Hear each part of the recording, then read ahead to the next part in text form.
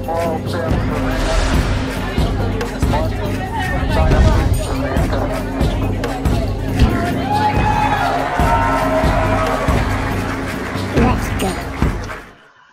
evening, everyone, and welcome to the UnFuckIt discussion. So I'm having a bit of a giggle because I just announced to everyone in the Zoom room saying, right, I've decided I'm not talking tonight. You guys are going to do all the talking. I'm just going to sit here and moderate. And everyone laughed at me and made fun of me, led, of course, by John Carl. So literally 3 minutes ago, I was like, well, because there was a news story that was really kind of like I was going to talk about tonight. Of course, that was yesterday. That was yesterday. I don't even remember what the news story was now. So I pull open RT just for shits and giggles to see what's going on, see if it's something that'll trigger me to actually fucking remember. And I got an article I have to show you guys. See, the cute things that you find 30 seconds before you go live. So hold on, let me see this. Here we go. Okay. Noah's Ark. We all know the biblical story, whether you're a Christian or were raised that way or not. Everyone knows the story of Noah's Ark. Noah used a cell phone to call his son to board the ark, an academic claims. The story of Noah's Ark is a famous one, but a Turkish academic says details of the ancient tale are unknown to most people. He claims that Noah used a mobile phone to tell his son to board the ark. So this is good. There were huge 300 to 400 meter waves, and the prophet Noah's son was many kilometers away. The Quran says Noah spoke to his son, but how did they manage to communicate? Was it a miracle? It could be, but we believe that he communicated with his son via a cell phone. His unique opinion on Noah doesn't stop there. He also claims the ark was built using steel plates rather than wood, and that it used nuclear energy. I am a scientist, and I speak for science. So here we go. Normally, you'd read this kind of an article, and you'd kind of go, that's fucking hysterical. And you'd throw it out. You'd be like, oh, here's someone just trying to get his 15 minutes of fame, make some outrageous claim, get his name in the newspapers, whatever. But, as I was just saying, we have little bits of history that are finally starting to seep out. I mean, we have enough information that basically to know that everything we were taught was bullshit, number one. Everything we were taught about history was complete bullshit. Number two, we have little pieces, information, stories out of Russia that shows that there was a good chance there was a major nuclear disaster that happened in Russia in the 1700s. We have a nuclear reactor in Africa that has been dated at 1 million years old. Now we have, in the UnFuckers group, we've had a bunch of links going by, tons and tons. One of the ones that Igor posted was pictures of Johannesburg in the 1800s. And they've got tram cars, and they're not hooked up to electricity. How are they running? They've got all these really big, tall poles sticking out of the ground all over the place with these weird kind of things on that tops, like devices. So we know that history is bullshit. And we've always, especially recently, strongly suspected that there was a lot more technology in the past than what history would admit to. I mean, you know, we've got stories of Atlantis, we've got all these different things. There's a lot of things that could be interpreted. But this one here, this is interesting. I actually think I'm going to have to go try and look it up. I just want to see what this guy, I want to know, what is he basing this off of? He says he's a scientist and he's using science. So what is he basing his science off of to come to the conclusion that Noah had a cell phone and that his steel plate ark was run on nuclear power? Oh, this could be interesting. It could be a really, really interesting rabbit hole to go down. Oh, I love it. I love it. I love it. So if anyone feels, especially if we know anyone who speaks Turkish, because I have a feeling that we may find out that the original information might be in Turkish, and we may not be able, it might be more difficult to get translations. But feel free to run with this, guys. Let's see what comes out of this, because time of disclosure and all that shit, and we're getting a lot of pieces that are coming out. A lot of pieces of disclosure are coming out right now on all levels, to do with history, politics, finance, I mean, fucking science, you name it. So I'm not going to throw this story out. I want to do some investigating. I think that's pretty fucking cool.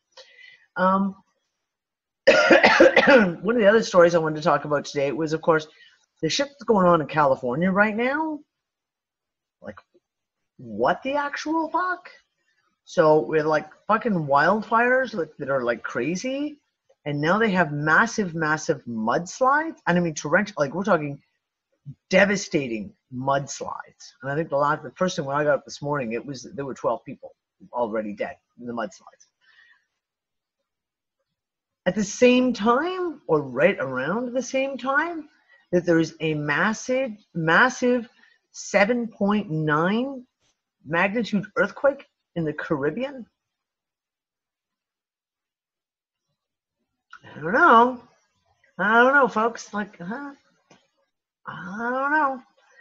don't know. Interesting shit. And the other big geological one this week was a dormant volcano in Indonesia just erupted this week, and it's the first time in known history that it's erupted. That's how dormant this volcano is. There was one that no one ever thought would erupt, and it just blew its top. Interesting shit. And we have really fucked up weather all over the planet. Like, people are having quasi heat waves in areas that should be cold, and where it should be warm, it's fucking cold. And the 18 inches of snow in the Sahara Desert again. Same that happened in 2015. Just might add, just toss that in. More and more stories that are sort of, again, alluding to what I've been talking about, is like that going back to 2013 kind of shit. Even things that are coming up. Aurora posted something, a document on her Facebook wall. If you know Aurora, a rainbow lasagna chick, she posted a document on her wall, and I don't know why it caught my attention. There was something about the document. It was just like a photo of it. Caught my attention. I went and looked at it, and it's signed by Leo Wanta, i.e. of the Wanta-Reagan-Midrand Accords. And all of a sudden, I'm like, oh, okay, seriously? This is getting too fucking wiggy. Go look up Leo Wanta. Just shits and giggles. Let's see what he's doing. Let's see what we hear from. And there's fucking announcements coming out of alternative media back in November 2017 saying, oh, the Wanta-Reagan-Midrand Accords are all being paid out. It's all been settled. Blah, blah, blah. And I'm like, I'm in a fucking time loop. I'm in a fucking time loop, because that's exactly what they said in November 2012. I mean, I can't make this shit up. I'm just like, holy crap. And we've had people who've been, again, talking about their own personal experiences with shit from 2012, 2013. It's seemingly replaying back out again. Some channeled message that someone posted. I shouldn't say channeled. I don't know that it's channeled. It sounded very channeled, but I don't know if it was or not. And it was like, oh yeah, because the aliens are coming and they're bringing us like pods that'll be like pods that you go lie in, and they'll totally heal your body. And I'm like, yeah, we talked about this in 2012 too. This was all about 2012. The aliens are coming, and we're all going to get into their. I mean, that was Sheldon Neidle's big thing for like all of 2012. I'm like, I haven't heard anything like this. Boom. Last week. I'm like, oh my fucking God, get me out of 2013. I don't want to redo this year. I'm not doing it. I do not consent to redoing 2013 or 2015 if we're going to really cover all the bases. I do not consent. We're not doing this again. Sorry. So, yeah. that was just my opening comments for today, because yeah, it was gigglerific. That's all I have to say about that.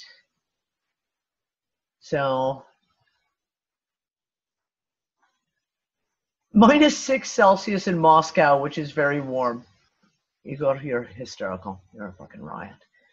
We were actually really lovely this week. We had beautiful weather this week. The winds finally, after 12 days, died down enough that you could actually like hang laundry on the roof without it, parasailing away. And it was nice. Even our lows weren't that low, so I didn't turn the heater on even once this week. But yeah, in the last 12 hours, it's radically starting to get very much colder. Much colder. So yeah, I mean, just weird shit. Oh yeah, and the country-sized hole over Antarctica. Thank you, Sony. Antarctica, fucking coming up again. Every other fucking day, there's another piece about Antarctica, which was just like 2015.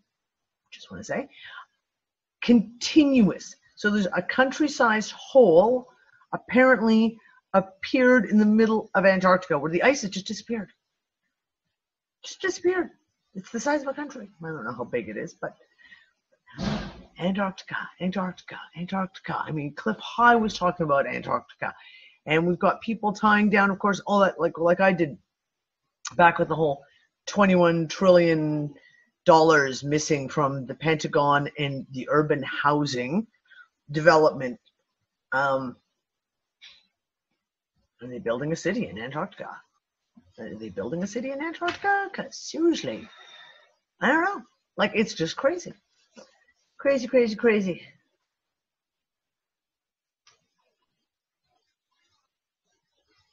Yeah. Oh, Groot, go lay down. So that's it, guys. I said everything I wanted to say. So now I'm just going to sit back and just chill out. You guys can or at least give me a topic to talk about.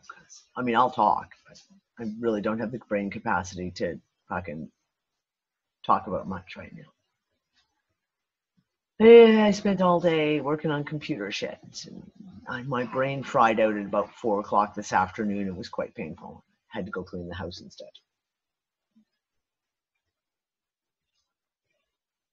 Shut up.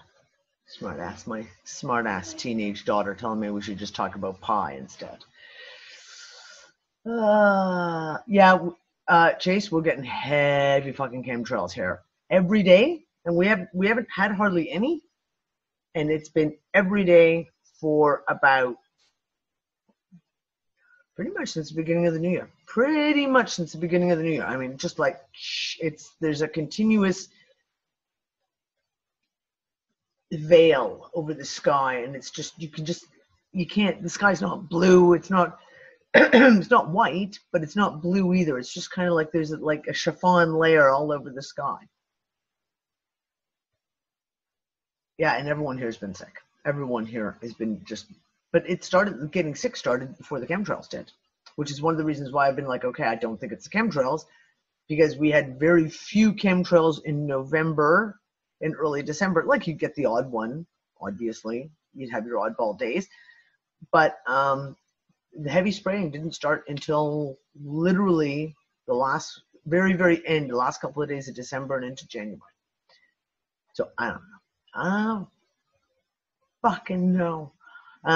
But they're playing the flu virus game right now. I mean, Ann and I have talked about it with the homeopaths.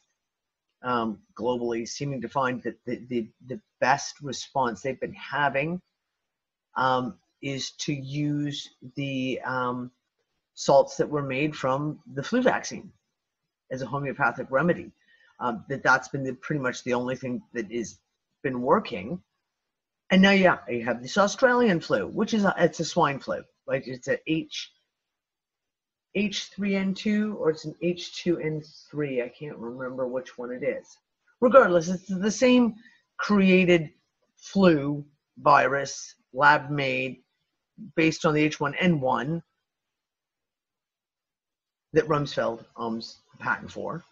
And now they're trying to push everyone to get vaccinated again. So I'm really, really, like, are they trying to push everyone to get a new flu vaccine?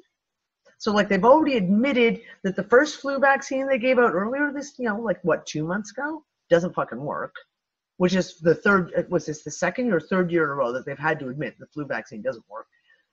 But now they're going, there you go, thank you, Jenny, the H3N2, oh, the Australian flu. You got to blame the Aussies for something. The Australian flu is coming. Are they pushing a new vaccine? Is that it? Like, it's like, okay, that first one didn't really work, didn't get them really good. So not only did it not work, it didn't work on keeping the flu away, but also didn't work to whatever their agenda was. So now they're going to try and get everyone to revaccinate again? Is that where this is going to? Because it's like, and why is it the Australian flu? It's not Australian flu season. It's not flu season in Australia. So why is the Australian flu suddenly appearing in Europe and in North America?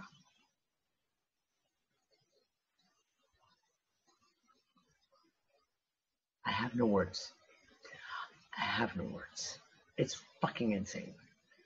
Hold on, I gotta read a very long post. Just give me a second, everyone.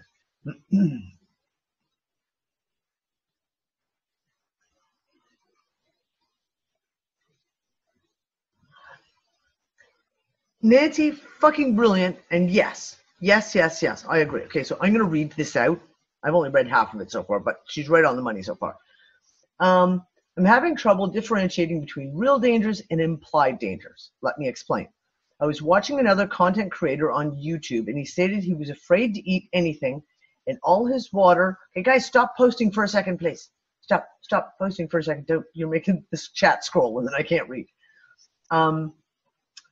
He was afraid to eat anything in all his water he filters and purifies. He was worried about some other things as well. So if we worry continuously all the time about chemtrails, fluoride, mercury, GMO, planetary bodies, vaccines, earth changes, etc., then we're living in a state of fear, exactly where the powers that be want us. What we think we become. Energy flows where attention goes. So do you think that by worrying about all these things and living in a state of fear about them, that we are creating our reality or co-creating and reinforcing a morphic field surrounding certain issues? So if I believe GMOs will hurt me, for example, GMOs will hurt me. So here's my dilemma. What are the real threats? And are there any real threats, or is it all a matter of perception and belief? I'm going to say this. I'm giving my own personal perception and belief. Yes, of course, there's real threats. We know that fluoride is in the water, and we know what fluoride does. This is incontroversial. It can't be denied. We know exactly what it does. Certain things, we have the studies that we know that genetically modified corn causes cancer. We know this, right? So yes, there are threats. We have implied threats, i.e., for example, chemtrails. Obviously, there's been no fucking studies done that prove that chemtrails cause us bodily harm. But we can dissect the pieces of it and go, okay, well, here's aluminum, and we know that aluminum does this, and this. And here is barium, and we know that it does this, and this. Okay, having said that, though, I think that there's a very clear line. It's not even a fine line. I think it's a very broad, clearly seen line between fearing something and being knowledgeable about something. And there's a very, very big difference. And yes, you know what? There are people. I've met people. And I hate to say it, a lot of times it happens to people who are very newly waking up. I have some lovely friends of mine who are just in this jumping from rabbit hole to rabbit hole to rabbit hole, and they keep going, oh my God, did you know? Oh my God, I'll never eat that again. Oh my God. It can be fresh and it can be new, and sometimes we run into something and you go, oh my God. But there's a very clearly defined line and a major difference between paying your energy into something and just understanding, comprehending it, having knowledge about it.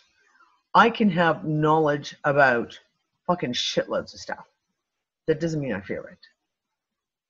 I don't fear it. I don't I don't fear, and here's one, I'll give you my own, like I say, my own perspective. Chemtrails. I can make a choice. I make a choice. Like I said, chemtrails are fucking everywhere right now. So I can, like, what do they call that? Hermetically seal my entire house in. Not let anyone of my family go outside while they're chemtrailing. And I can fear it. Oh my God. Or I can sit there and I can say, it's there. I can't do jack fucking shit about it. I still have to go outside. I still have to eat the food that's been grown under the plants that are covered with whatever fucking nanoparticles have fallen on them. I don't fear it. It pisses me off. It annoys the fuck out of me when I'm trying to take a beautiful sunset photo and there's a big fucking chemtrail in the middle of the photo. It would have been perfect. And the chemtrail fucks it up. But I don't fear the chemtrails. GMO food, I don't fear it. I know it's there. God knows I've eaten a shitload of it. And I'm sure I still eat a shitload of it now because there's a lot of times you just don't know what you're eating. I sit there and I look at the carrots. I got a bag of carrots the other day and it was like, gee, these all look like an awfully uniform shape and size. That kind of makes me think these must be genetically modified because I find it very hard to believe that the carrots would be also perfectly the same shape. Do I fear it? No, I don't. I know it's bad, so I keep my family away from it as much as I possibly can. I mean, we all have to eat. And sometimes you have to eat whatever food you can afford. It's just what life is. But I don't fear it. I acknowledge that it's there, and I've educated myself about it, but I don't pay energy into it. I.e., I pay energy into, let me rephrase it, I pay energy into educating other people. I post articles about vaccine stuff. I post articles about chemtrails or different toxins that we're finding here, there, and everywhere. I post those from a knowledge perspective. Here's a piece of knowledge. Everyone decides what they want to do with the knowledge. You can read it, you can not read it, you can even choose to get upset and afraid of it if you want to. That's a choice everyone makes. So yes, there are some people who really do, and that's what I also talk about Alex Jones-itis. Like you get people who newly wake up and they discover someone like Alex Jones. And they get into this pattern of anger and fear. And it's like this. And it just recycles and it recycles. And it's a new article or a new week, every day. And there's something, they're doing this, they're taking away your freedoms, you're nothing you can do, and they're coming for you. And you make a choice. You can stay there or you can move beyond it, right? So some people get stuck there for a while. Some people get stuck there for fucking decades. I know a few. But sometimes you can just you go through it, and you can almost say it's almost like what do they call it? The steps of grief, they talk about, like you go through grief and you go through all the stages of it. And some people, as they're waking up, they go through those stages, and they have to go through the angry stage, and they go through the fear stage, and they go through this kind of stuff. But we make a choice as what we're going to focus on. And if you want to live in fear, I mean, there's a lot of people who live in fear. You're absolutely right. I certainly don't choose to live that way, because why the fuck would you want to do that? And as I say to my kids, it's like, if you put all your stress and you worry and you get anxiety about something you can do absolutely nothing about, you have just wasted all your energy. If it's something you can't change, why are you stressing about it? And I hate to say it, I mean, this is a whole thing that's been through, since we're talking about 2012, Nibiru's coming, end of the world. Okay. Am I going to stress about it? No. Because if it's the end of the world, I can't do anything about it. So why stress about it? Why am I going to ruin my day, my week, my month, my year, my decade, whatever, worrying about something that I can't change? And that's a place that I think a lot of people need to come to is you decide where you're going to pay your energy. And a lot of it also has to do with I quote Nick on this. This is his quote all the time, is we are responsible for our own personal happiness. Hold on. Kale? Go. Go. I'm on a show in the bathroom where it always is. Green, the blue one. Go. Oh my goodness. Someone doesn't want to go to sleep, and it's any excuse to not go to sleep right now. It's only 2 hours past his bedtime. That's okay. We still have time.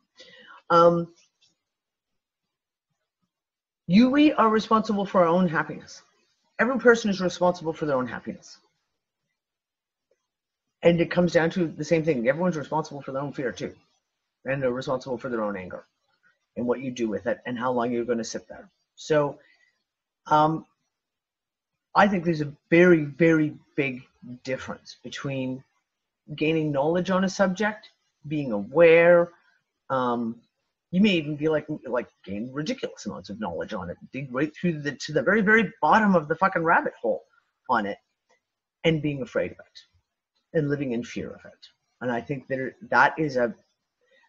there's a new age meme there that is very, very subtle.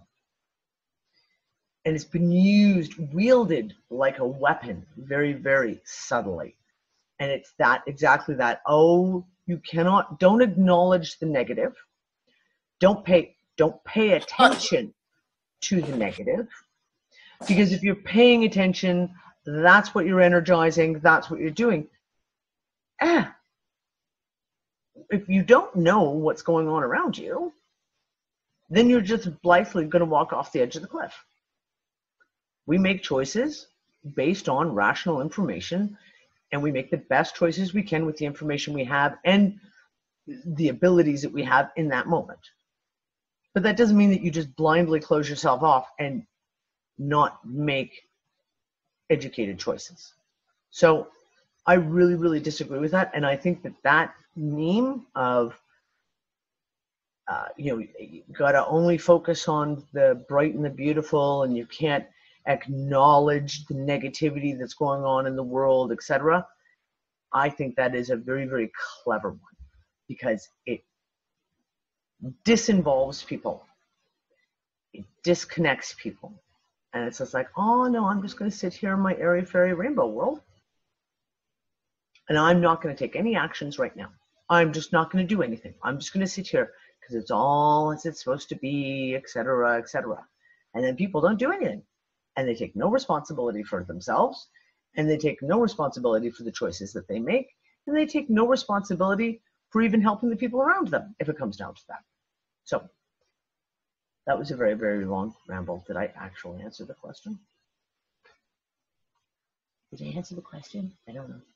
I've actually almost forgotten what the question was now.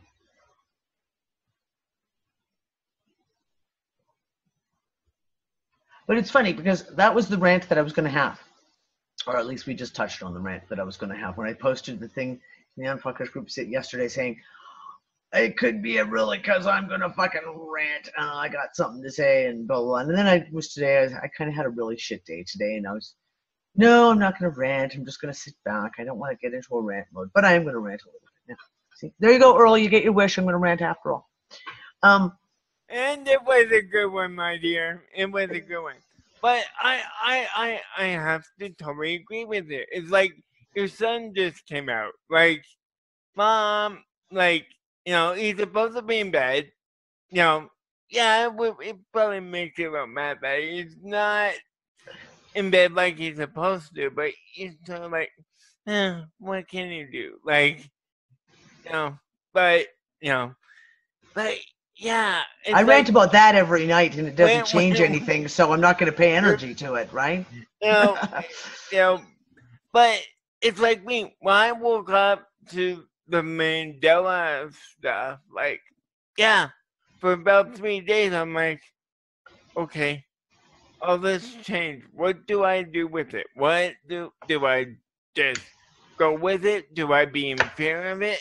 Finally I was like, you know what?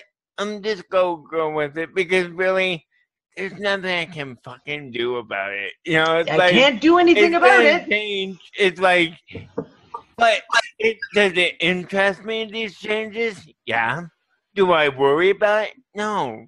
I mean, yesterday I seen video of where for somehow, some way, there's like this beach, and it's got like where it goes out into the ocean, but it's all been like flash frozen. Like it's totally freaking weird how like in the desert, in the Sahara, there's freaking snow. There's like it's like, and today at the Consumer Electronics Show, the power went out for some reason. Like there's all this stuff that's like we're living in this weird time where there's this stuff coming out from either it's this or that, and it's like, okay. So 2012, 2015, slapping this back around, but maybe it's really going to happen, the things that said that were supposed to happen, and I'm feeling that's what's, happening. Like, come on, like, the elite can't get their vaccination stuff all figured out. Like you said, they want to do another run at it. It's like, okay, let's try and put this square peg into this round hole again until we get it in there. It's like, really? I guess that's stupid. Like, yeah, but it's the only thing that they know. The only thing they know how to do is put the square peg in the round hole. They can't change the template. They've never, ever been able to change the template. They just keep trying the same shit over and over. Like, and maybe that's why we keep repeating, because they just keep doing the same shit over and over. Yeah, but, man, I'm just... This changes, and it's like, oh, wow. I mean, I'm like, okay, I never heard of this guy before, and I'm wondering if anyone had ever heard of him. Gene Vincent. Who? Gene Vincent. He's a 50s musician. He apparently in this reality, he did the song Bebop-A-Luba, She's My Baby. But that was an Elvis song. I know that was a freaking Elvis song. I remember Elvis. Yeah, but you have to understand, Elvis didn't write 90% of his stuff. I know. And a lot of his stuff came from stuff that no one had ever heard of these people before. Right. But I never heard of this guy before. So it's like, I know that. I get that. But I've never heard of him. Yeah, well, welcome to the land of we've never heard of this before. There's someone just posted a video of a creature in the Unfuckers room. What the fuck was that? I don't know. It was like a caterpillar crossed with a baby seal. What? And a pug. If you took a caterpillar and a baby seal and a pug and you smashed them together, that's kind of what this thing looked like. But it was about yay big, that long, and about yay wide, crawling across the ground. And I was like, someone please tell me that's a robotic thing. Please tell me that that's not in nature, because I ain't never seen anything like that before. That was fucking weird. So yeah, we've got... It's all this weird stuff, like weird animals, like just like... bright blue bananas. And, yeah, and a blue spider, like a tarantula. I think I've seen last night a blue tarantula. Now you got to watch, because sometimes you get some of these things that are very obviously been photoshopped. And so whenever someone posts something, I will go look up and try and find multiple pictures. So like sometimes it's the color's been way enhanced, right? So it's not really blue. It's more of a grayishy blue color. And then they bump up the filters to make it look screaming neon fucking blue. But yeah, but we're seeing all kinds of weird shit. This is the time of weird fucking shit everywhere. Weird fucking shit everywhere. That's all. Yep. Weird shit. Weird shit everywhere. And it's going to keep getting weirder, and I hope it gets so weird it actually gets more people to actually start asking questions. But it is. You know what? Listen. I don't expect a miracle, though.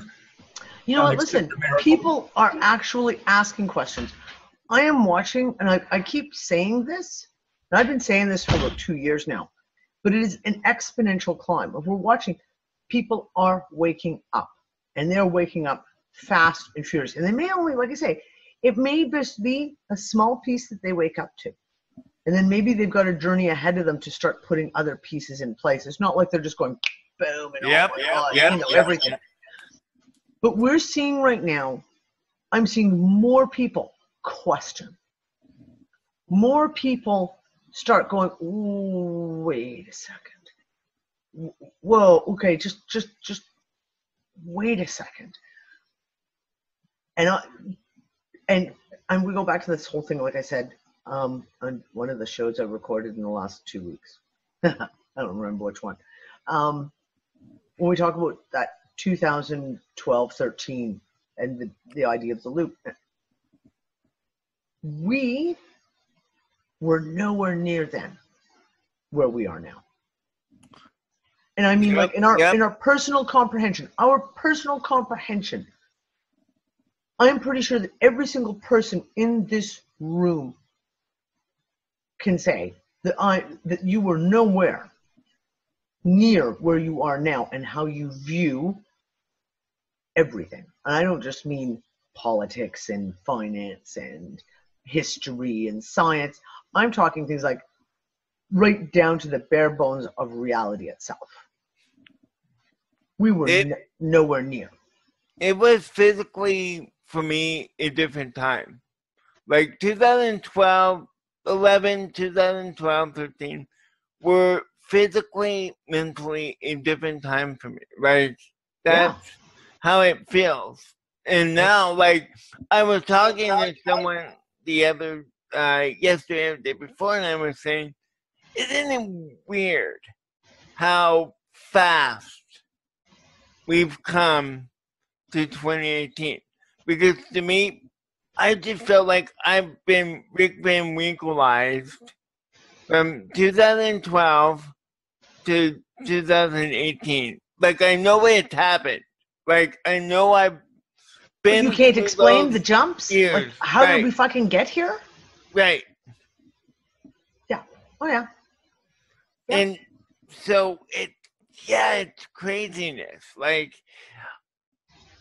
and it's like, then I ask myself, okay, how come, then, you know, the question comes to me sometimes where, how come I'm chosen to be on this crazy ride? You know, like, how did I get picked? How did I choose to be like, oh, I'll go on that crazy roller coaster ride. I'm not scared.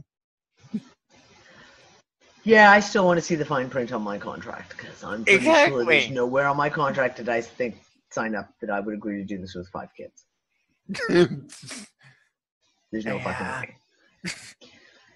No, I mean, this is it. We're all completely different people. I mean, I have this conversation in private conversations with people all the time. Where were you in 2012, 13? What were you doing? What was your focus? What were you looking at? What were you involved in at the time? And everyone's answer is always like miles away from where they are now. Miles away, whether they were like hardcore political activists, Brianna, and myself, whether they were, for me, it was all about politics and finance and that stuff. We're leaps and bounds. And we are, I think, a lot of ways. I know I'm a completely different person now. A completely different person. And I think most of us are. See, I feel the same, but yet I feel different. And like, from a physical standpoint, I feel a little more different than I was. I mean, I'm still have my cerebral palsy. That hasn't like freaking changed through the shifting, which I'm like, that's one thing. Like, oh yeah, last night I was looking through Mandela stuff.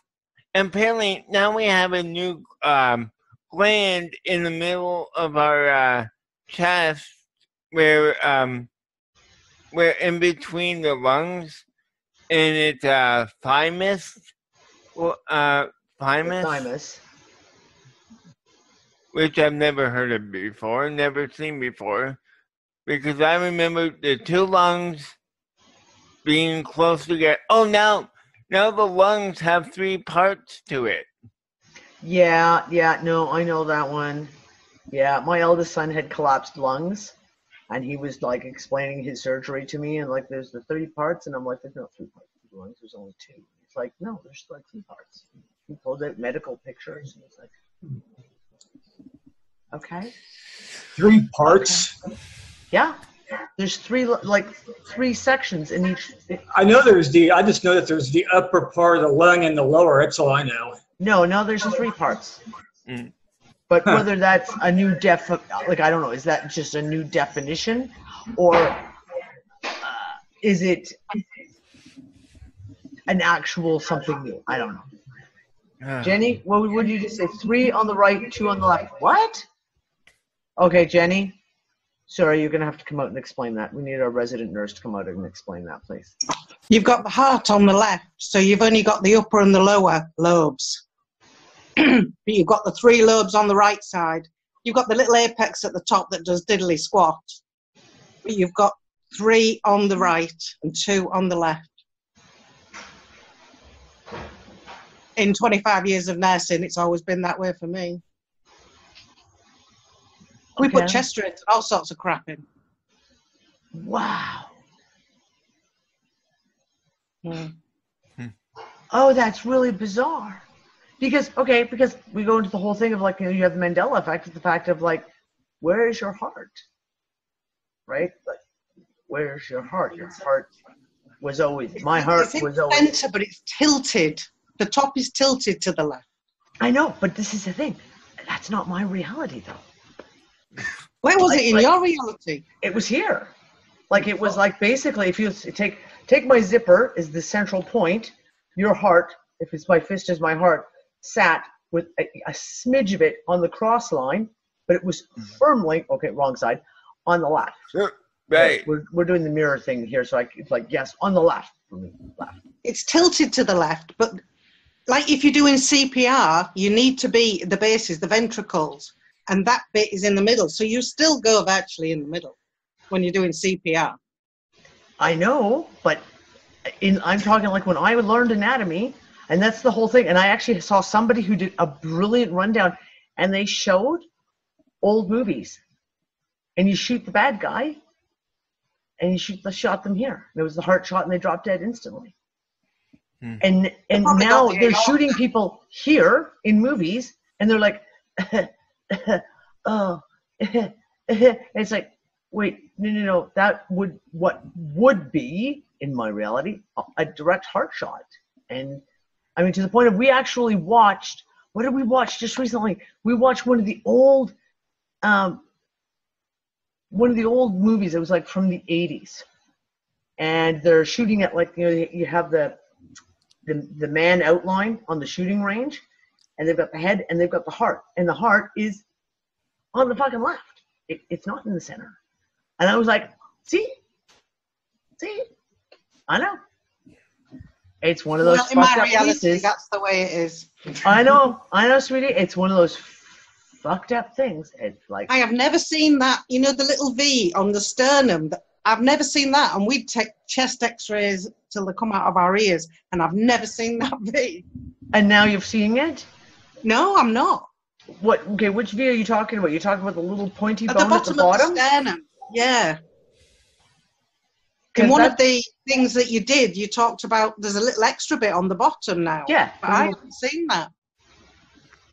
See, and that's, but I know that. But we do chest X-rays in bed, so they're not as clear as you would if you were stood up. Maybe. Okay. Yeah.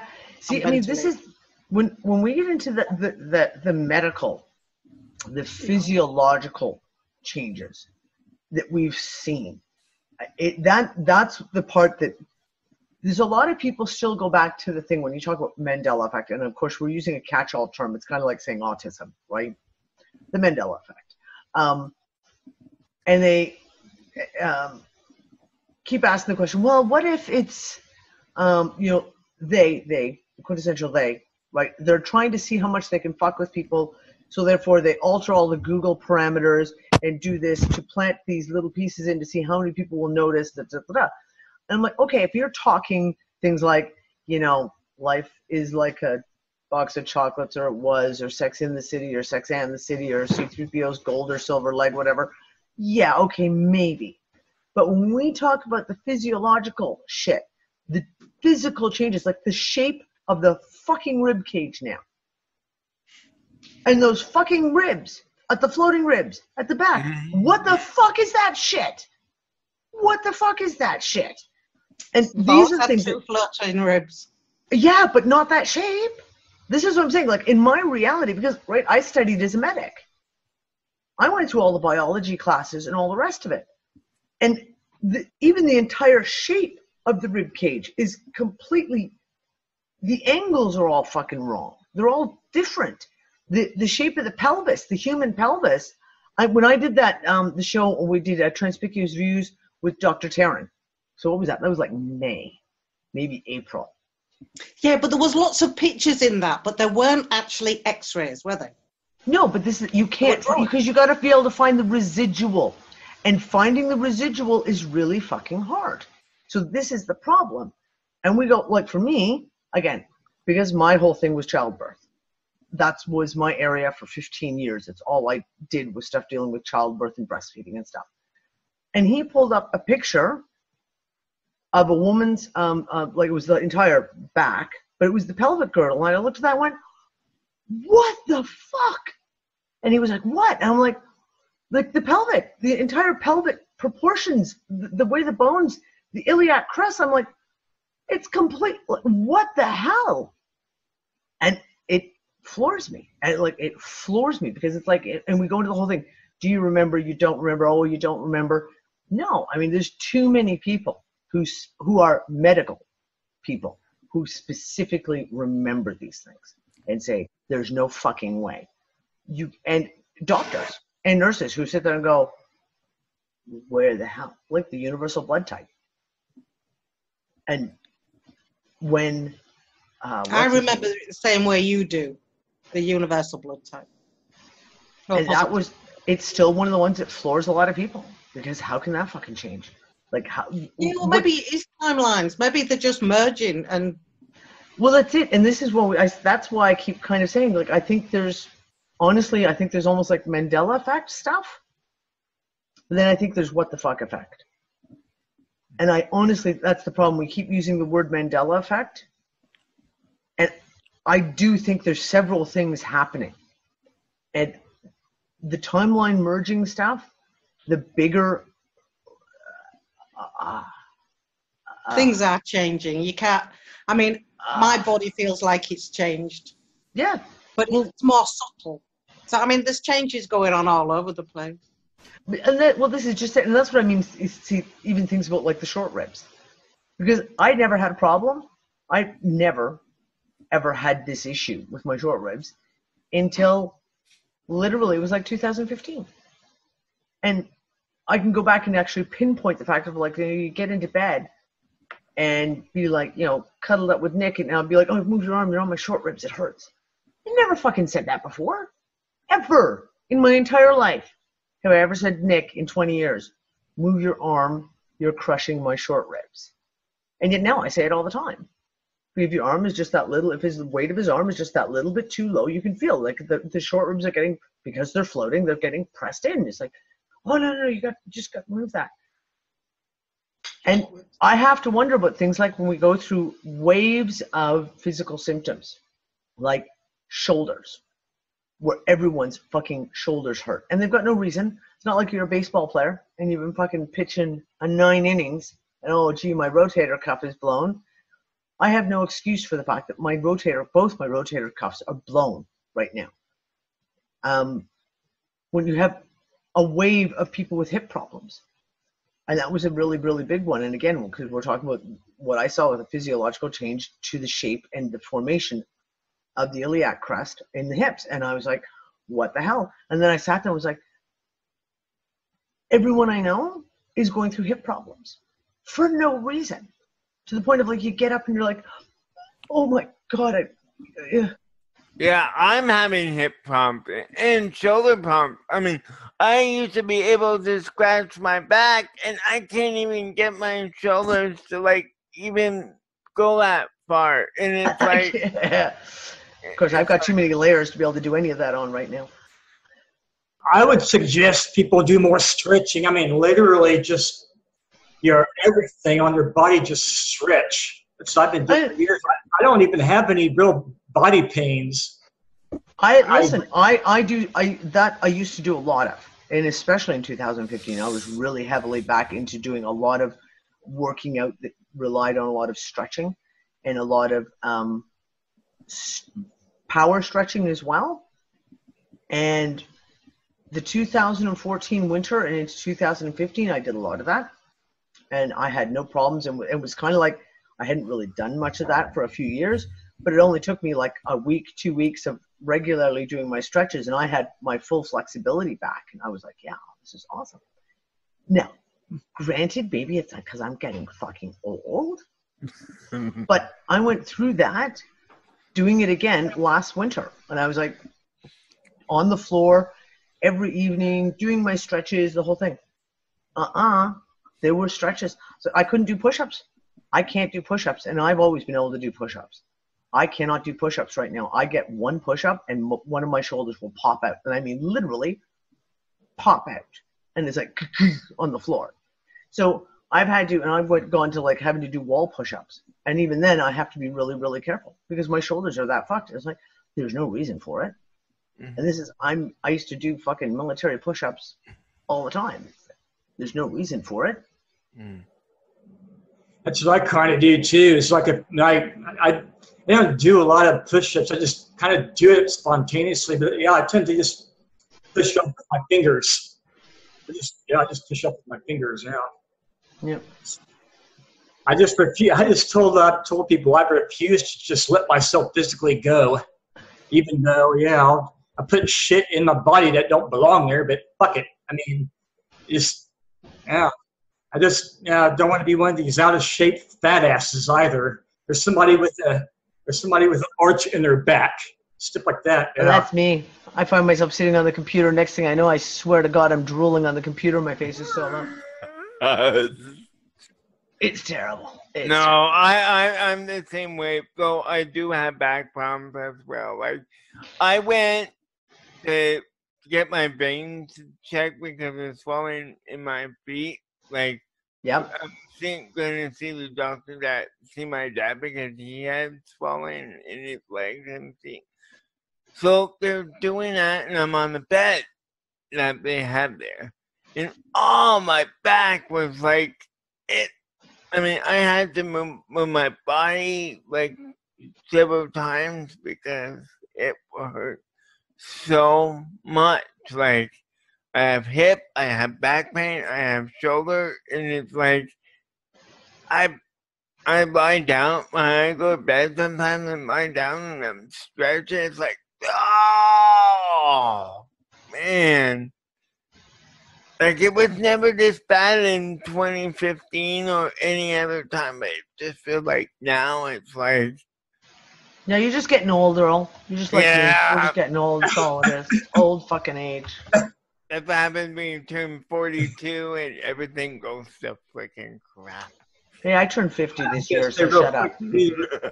How many of you have actually still, like, if it does not, like, this hasn't happened to me in quite some time, but this recently I, like, woke up with the cramp by one of my sort of, I guess I could call it one of my famous annoying cramps when you wake up and you can feel the cramp starting in your foot, even your toes, then when you kind of move it a little bit, it's like, it goes right up your calf.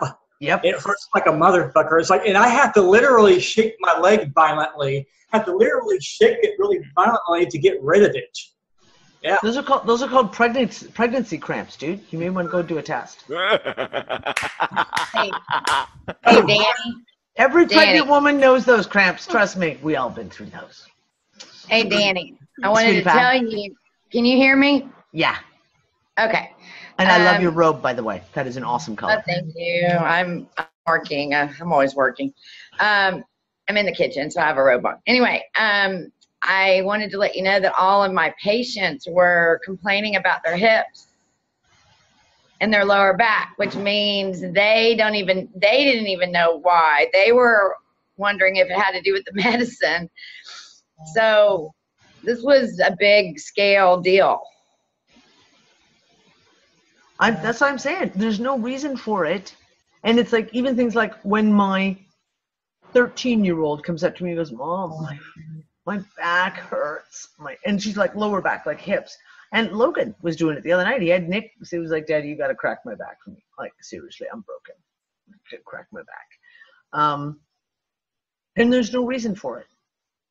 That's my whole thing. It's a different thing if you slip off a curb and you jar yourself, or you stumble, or you do something. But when you have this many people who are suffering from pain in specific regions,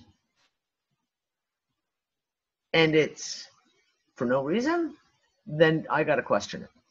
That's why I wonder, I've always wondered if that's why we see waves of pain seem to come in certain areas, if that has to do with these what the fuck effects and physiological changes. If something is literally physiologically changed, that maybe we have a certain reaction that's a mental rebalancing, a mental recalibration, if you will, of fitting into this new thing, avatar, body, whatever this thing is. And I don't know. I'm just tossing ideas out there. I don't have a fucking clue. Yeah, what you were just saying too, that's the part that sucks when you're not expecting to wake up with a cramp, or even just during the day. But most of mine is like waking up from it. And like I said, you're not expecting it, and then it really hurts like a mother. It's like, I hate it when that crap happens. If you get it again, the trick to those is grab your toes and pull them as far forward towards you as you possibly can. I've done that. I've actually have done that. It's like that. Yeah, that mental thing. Sometimes I don't always have the awareness to do that. When you've just woken up and you're like, yeah, I know. Yeah, like I said. Yeah, it's like you dirty. It's like it's hit me when I'm not expecting. Why don't you? Yeah, exactly. Okay, Brianna, I haven't had foot cramps. Actually, I did have one about a year and a half ago for the first time. It was like literally one of those things where I haven't done this since I was pregnant. What the fuck? So grabbing your toes is not helping? Because that's always worked for me. It's like I keep forgetting. I think I got kind of conditioned to just getting up and just shaking the hell out of my. Shake the hell out of your leg until it stops. Yeah. It helps. I have to do it. It gets violent. You do what you gotta do. If you gotta tap dance in the floor to get it to work. That's well, the worst is, and the other thing was, it was always that you do a cold floor. Like if you put your foot down, if you have a bad calf cramp, put your foot down on a really cold floor. And the last time I had a calf cramp, it was like, I don't know, 40 degrees Fahrenheit outside. It was like, yeah, the chance of me finding a cold floor on a really cold floor. Like a really cold floor will stop the cramp. That was one of the things. I mean, I used to be a joke when I was pregnant with Quinlan. I got calf cramps really, really bad. And at one point, I was like running outside. It would have been Kira running outside in January in British Columbia in my bare feet to stand on the concrete driveway. That's a new one to me. Sitting on your cold floor bit. I haven't had that luxury in a while, because when you're used to having heat in the winter, especially, and if it happens in the summer, but yeah, in the winter, a different story. The floor is going to get warm from the heat in the house, in the place. So yeah, it doesn't really work. I know. I initially was trying to walk it off, and that wasn't working. I'm like, screw it, get the hell out of it. Yeah. Because if you walk, if you do it, you actually, in the walking motion, flexes the muscle, which just makes the cramp's that much more I intense, would be it re-triggers it. Yeah. Oh, we're all getting old. That's what it is. We've all aged 50 years overnight. That's what I'm thinking. Yeah. But it's interesting. I mean, that's the whole thing. Every time we have these conversations, there's more little pieces that we drag out, and there's more dots that you kind of connect together on certain things. And yeah, I don't know. I'd really like to have some answers. That's all I know. One day, I'd like to have the answers, please. Someone at least give me the rule book, one or the other. Yeah. Oh, So, sorry. And speaking of what we were just saying a few minutes ago, like you said, I do talk to people still like this Lucky's market I go into. It's a healthier place to eat, whatever, buy stuff. I've met other people even in there that, you start talking about little things. I'll even bring up stand-up comedy like George Carlin. I'll even bring up something like that, and it'll trigger somebody will say, oh, yeah, they kind of get it. Some people actually, there are people like that,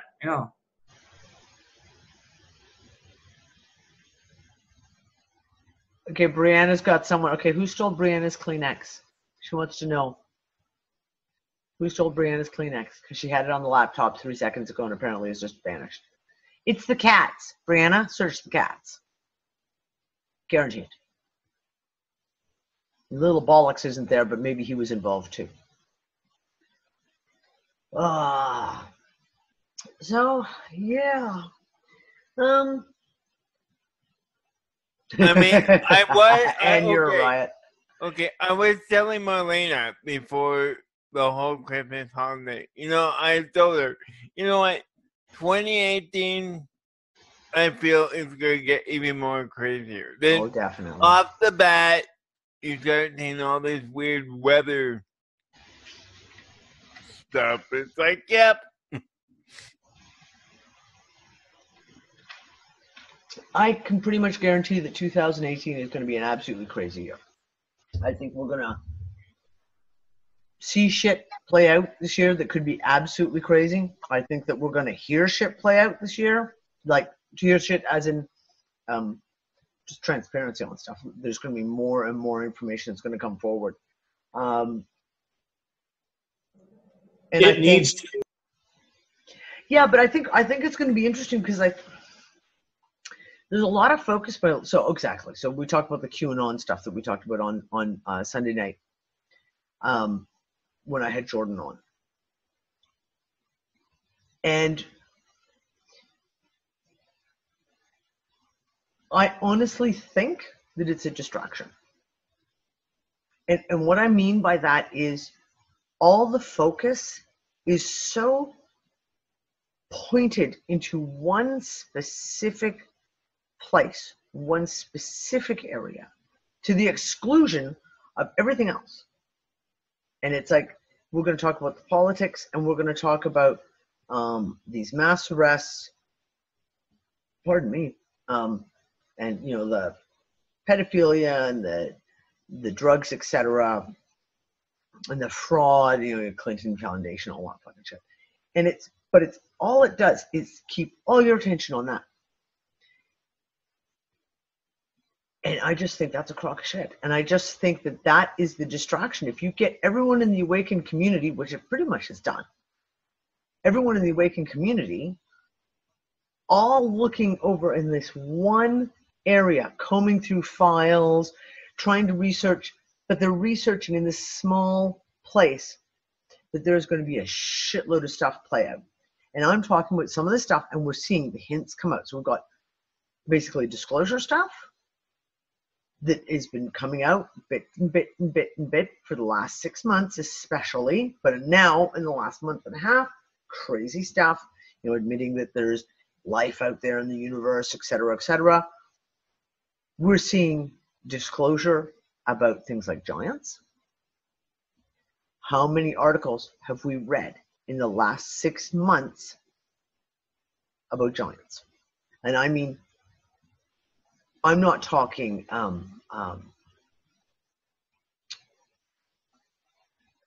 alternative news as in, I'm talking like mainstream archaeological, science, historical articles that are showing these giant skeletons. Now, again, go back to 2012. I remember posting something about giant skeletons back in early 2012. And even a bunch of the people in the so-called awakened community jumped all over me and was like, that's all photoshopped. It's all fucking shit. Why are you posting this? It's all spoof. It's crazy. Why are you doing that? Now, we're seeing massive amounts of information. Like, I have seen more articles in the last month just casually talking about giants. And again, I'm talking science, history, archaeological studies, articles, not conspiracy theory. How many articles have we seen come out? Antarctica. It is just, pardon the pun, it's just flooding out now. Information about Antarctica. To the point that even people who are asleep, people who are completely, to use Cliff High's term, I love it, the normies, even the normies are going, what's going on in Antarctica? Like, why do they keep talking about Antarctica? Because they know in their life, how many times did Antarctica get mentioned in the 90s? Once a year? Hardly ever. Once a year? Once every 5 years? Maybe? I mean, I remember, you studied Antarctica in geography. It took a half hour. And that was, you never touched that subject again for the whole rest of your high school years.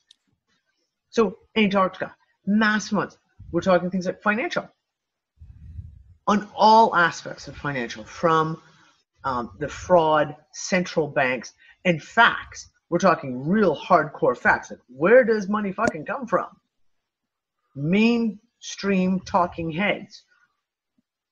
From central banks, from like ministers of the economy, etc., talking about fiat money and the fact that it has no value and that how it's made, etc., etc.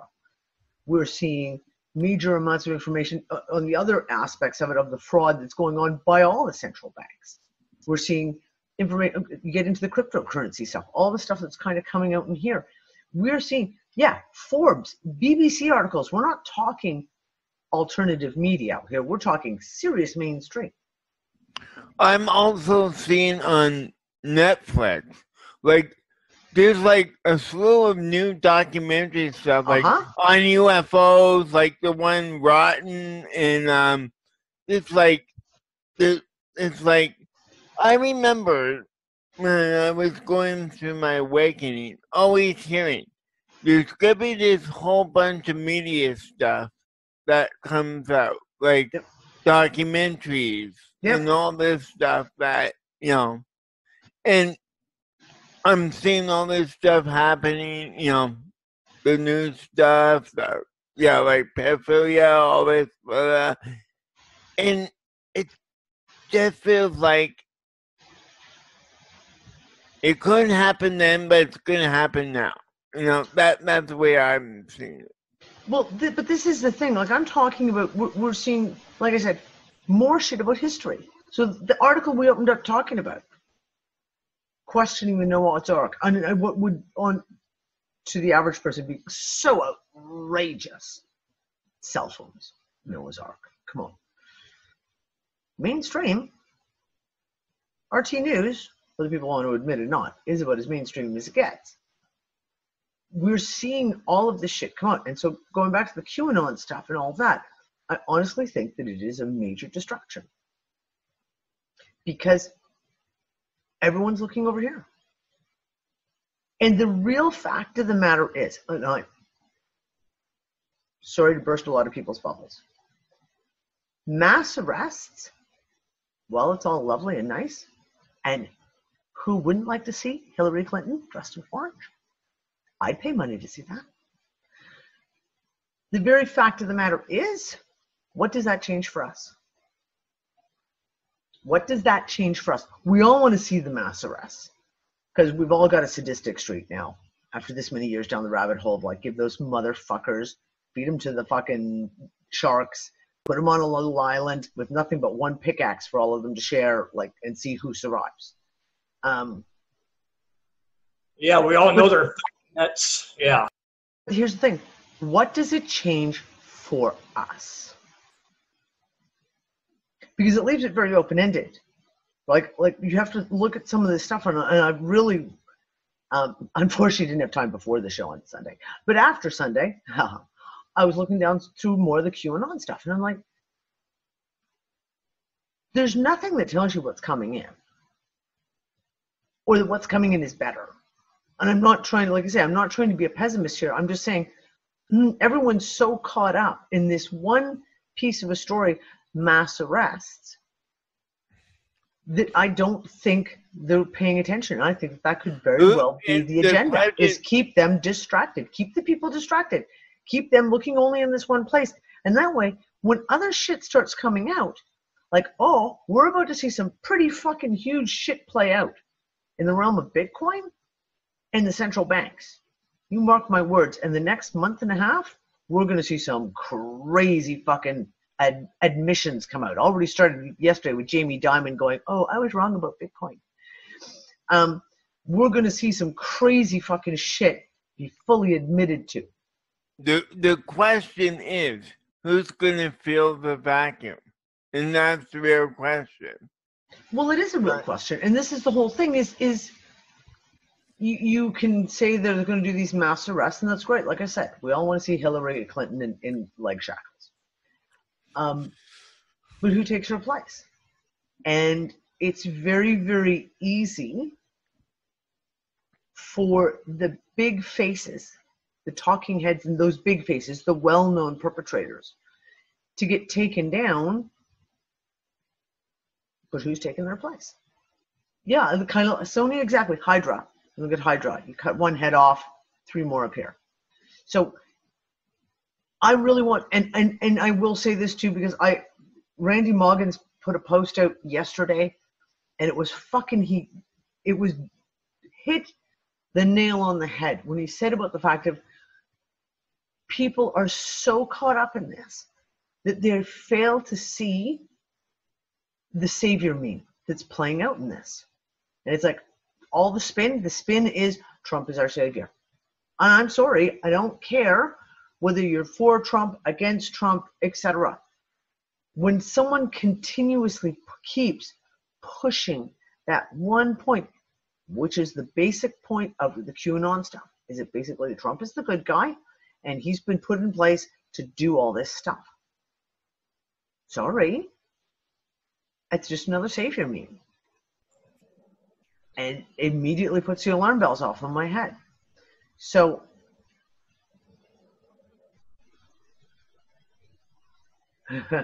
so this is the thing, like,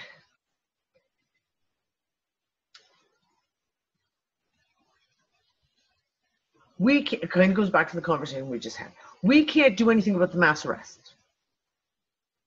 God knows people have tried to do a people's arrest on these people. It's happened. It has been played out and it has happened.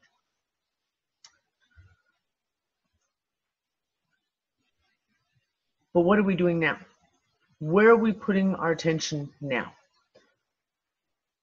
Are we putting our attention on continuously of like, well, some other group over there is going to take care of all this for us, and magically a wave, magic wand will get waved and everything will be all better?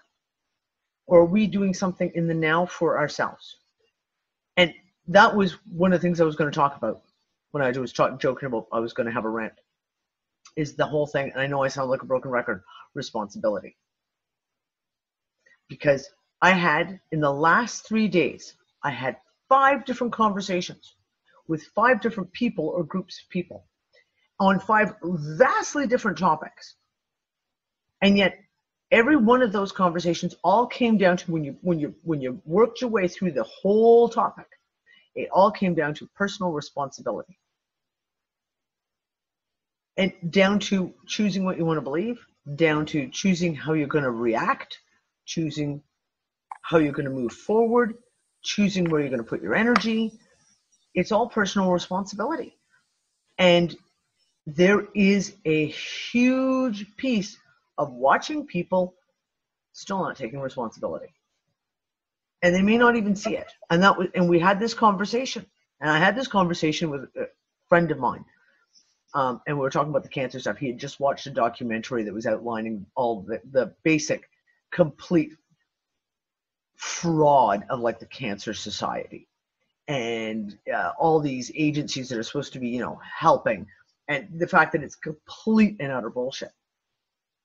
And we were talking about, you know, when you're trying to help people in your family who are not awake, and you try to give them, you say to them, I have answers, I can help. I got, you know, here we've got, you know, this person has COVID, so we can do this, and this to help COVID. This person has cancer, well, we can do this, and this to help cancer.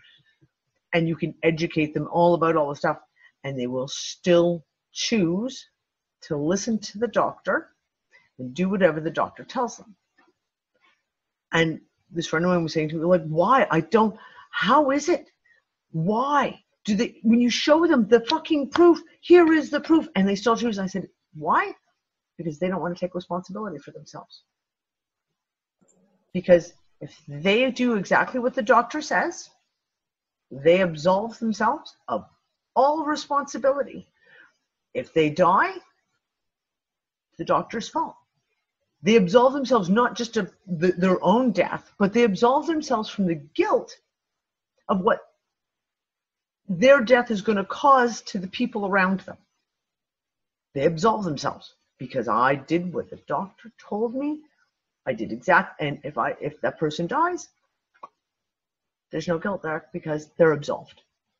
It's kind of like fucking going to church and confessing your sins, apparently. And this is what I keep seeing, and I keep seeing it all over the place. And I see it in different memes that come up. I see it in different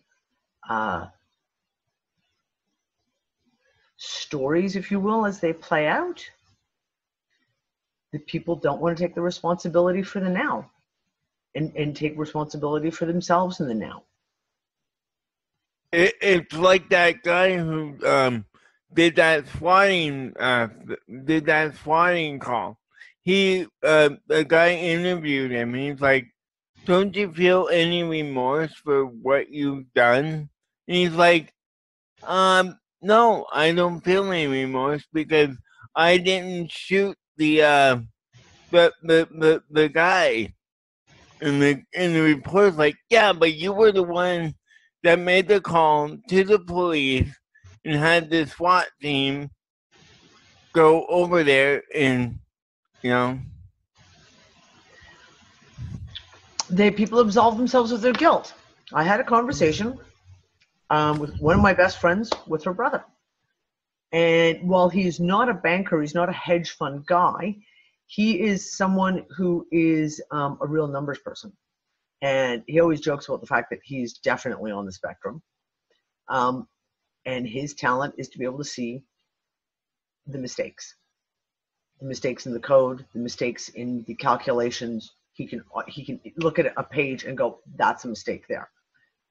Because of that, he works in the hedge fund sector, and they had him analyze all of their algorithms, all their number crunching, etc.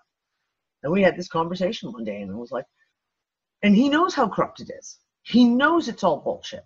He knows all about central banks and the fiat currencies and the fact that it's all fucking fraud. He knows this. And I'm like, then why are you still doing it? He goes, yeah, I get paid a lot of money for what I do, but it's okay. I give to charity. And that was his response. And that was straight, like, that wasn't a bullshit. That was his honest response. It was like, yeah, I know, basically, I'm perpetuating this fucking system by helping it keep going, but I give to charity every year, and now I'm absolved. Of course, he does live in a Catholic country, so again, confessional, maybe that's where he gets it from. But responsibility, and I see it all the time, and I see it in places like financially. People don't want to take responsibility for themselves financially and making good choices, and we see it in places like emotionally. And I'm sorry, we see it in people and the way they talk and how they talk about their lives, and you can feel the,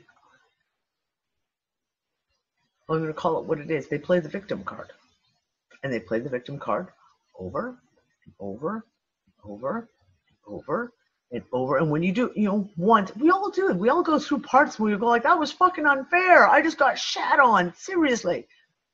But when you see someone continuously play it out, and it's always someone else's fault. And we all know someone like that. I guarantee every single one of us right here knows someone just like that.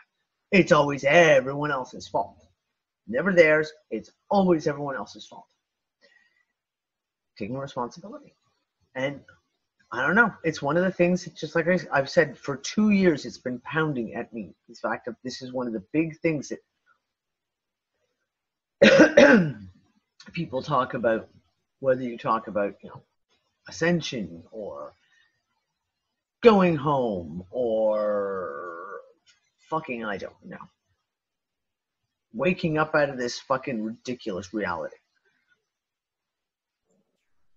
It sucks even more when it's someone close to you that they supposedly have a tumor, even in their chest, breast cancer, and for all I know, like, it's been a long time ago. Like my younger sister, I don't know for a fact that she even had a tumor in her chest. I mean, from what I know, it's like, but you just said, there's so many people have been conditioned to trusting mainstream medicine. It's ridiculous. Yeah, they can't seem to make the connection that just because your doctor tells you should do this, it doesn't mean you should.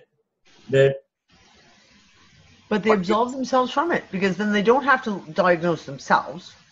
They can let someone else tell them what's wrong, and then tell them what to do about it, and then they don't have to do anything. They don't have any responsibility they have to take for it. Yeah, and on top of that, the financial cost of it. They basically got a lot of people by the balls, so to speak. Yep. It's like, the ones who are still drawn to that, well, it's going to keep happening until eventually, well, yeah. So but here's the thing: is that what we've talked about loops, we've talked about merging timelines, we've talked about all of these different things for years now, and do we just keep playing this out until people learn? I don't know. Take responsibility for your now. Not that now over there. Because you might as well be a Catholic. If all you're doing is worrying about the future and like where you're going to be and what you want to do, you want to go home or you want to be ascended or you want to do all these things, but it's always there. It's always there. It's not here. It's there. Well, you might as well be a Catholic trying to live your life to go to heaven. But really, that's what it comes down to. I don't mean to be harsh, but that's what it comes down to. It's a belief system that you're just perpetuating. And in doing so, you take no responsibility for your now, because I don't need to worry. I don't need to prepare for anything because, I'm going to be saved. Or I don't need to worry about all these things because all that system is going to end and it's all going to fall apart. Okay. Hey, Danny. Yeah, love. Hey, I agree with you with all that 100%. You know that. I wanted to kind of add in too that I noticed that a lot of my patients, if I get ones that are late in the game, that have trusted the system and, their bodies are in pretty bad shape, it does end up being that they all realize the truth. Now they're all so traumatized by it that no one wants to come out and talk about it. I see a lot of that. You see a lot of that, love, because of what you do.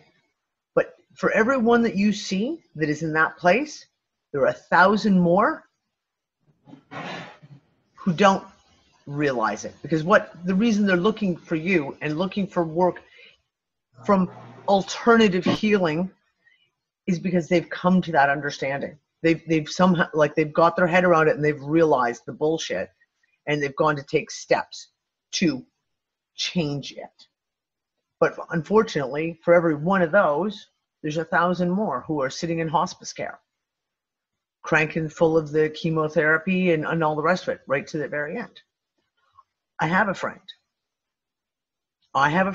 and you know who I'm talking about, Dawn, because I tried to get you to help me with him too. And he is dying. He was diagnosed with terminal stomach cancer. When they opened him up, they said, there's nothing we can do. And another friend of ours called me up and said, I need every bit of information you've got on cancer. And I was like, well, okay, here it comes. Boom, boom, boom, boom, boom, boom, boom, boom, boom, boom, boom. We can get him on this. We got him on this. I made arrangements for him to get medicinal cannabis in England. Called in all the shots that I knew to be able to get the connections there, to get it delivered to him. Never took him. And then when he started 6 to 8 months later going, oh, maybe I should look into it, and he contacted me again, I got Dawn in. I said, Dawn, okay, I need this advice. Can you walk them through this, etc.? Oh, yeah. And they never did anything with it. And his basic thing is he's a heavy drinker, and he's just going to drink himself to death, and why should he change his life? He's just going to go on and do what he's going to do. And that's the choice he's made. And I mean, he's fully educated, i.e. in the fact of the people around him have said, we've got this, and this what we can do. We can help you. Off, like, here you go. Here. And he chose to not do anything. Basically, to just follow what his doctor said, do the chemotherapy and the radiation to extend his life a little bit. And now he's like 6'2" and weighs 100 pounds. And there's nothing you can do. Like, we've done it. We've walked our walk. We've tried our best. You step up and you help where you can. And then you get to the point where the people aren't going to take responsibility. We have to allow that too, I guess. I guess we have to allow that. It's a personal choice of everyone, whether you take responsibility or not. And it's a fucking tough. 6'2" and he weighs what now? 100 pounds. I thought I heard 100 pounds, but what? Jeez. 48 kilos, I think he weighs. Makes me think of my sister. It made me think of my sister when I saw her last, like in 2006, November, when we were getting together. It's like, you see someone close to you looking frail that bad, and you know that image stays with you, but you never forget their personality.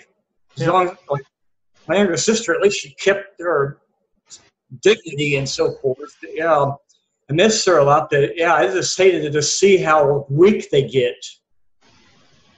It's hard. It's hard. I mean, I've lost a lot of people in my life to cancer. A lot of people, and young people. I'm not just talking like my grandma died of bladder cancer. She was 94. I'm talking young people. And you can only do what you can do. I hate to say it, it's the old expression, you can lead a horse to water, but you can't make him drink. And that's the way it is. I mean, unfortunately, that's the way it is in everything, right? Like, you can't wake people up if they're not going to wake up. You can't get people to take good, solid, sound advice on their health if they're not willing to listen. We can plant seeds. That's what we can do. Because that's my whole thing is, I know, like with this friend of mine, I hate to say it, he's never going to listen. But I know that if anything ever happens to his wife, she's listened. And I know that the first person she would ever reach out to would be me to get more information. So we plant the seeds. We do plant the seeds continuously. And that's what I keep saying. And it's frustrating as all hell sometimes. But you just keep planting the seeds. Just plant those seeds. Hey, Trina, I see you with your hand up. I didn't notice it until now. I hope you haven't been sitting there for ages. Not at all. I just put it up. Oh, well, there you go. Oh, I noticed it then. Hi, how you doing, darling? Oh, fantabulous.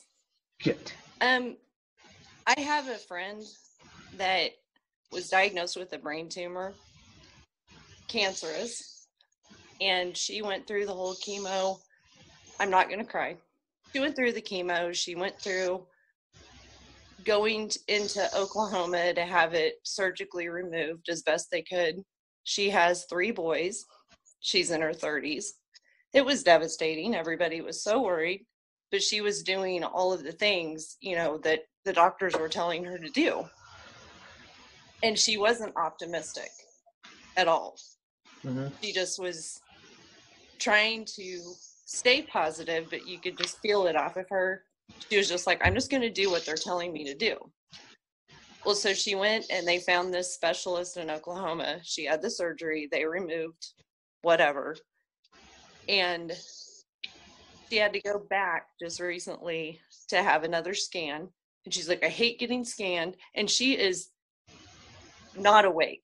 Like, she's very mainstream, very all of those things. And she's like, I hate getting scanned. I hate everything about this. And she was talking about laying there waiting for them to scan her. And she went, it's still gone. It's still gone. It's still gone. It's still gone. It's still gone. And it's still gone. So people are, why I'm sharing that is I think people you don't think are awake are starting to take control of themselves. Yep. Could have laid there and went, they're going to come back and tell me it's still there. And then it could have potentially still been there. But she was in mindset, I've got to be okay. It's still gone. It's still gone. It's still gone. It's still gone. Yeah. And it's gone. So I just wanted to share that. It's close to home for me. And I just wanted to tell you, people are becoming more aware. They are, which is what but that's also some of this transparency that we're seeing right now, right? We're getting more and more articles coming out about, say, medicinal cannabis. More and more mainstream articles. No, we're not talking, again, alternative media, natural news, I'm talking mainstream articles. We are getting more articles coming out questioning the mainstream medical narrative across all channels. Right. Lawsuits against pharmaceutical companies for like Vioxx and Paxil and all these horrific fucking drugs that were used for a decade before someone finally got pushed that they had to stop it.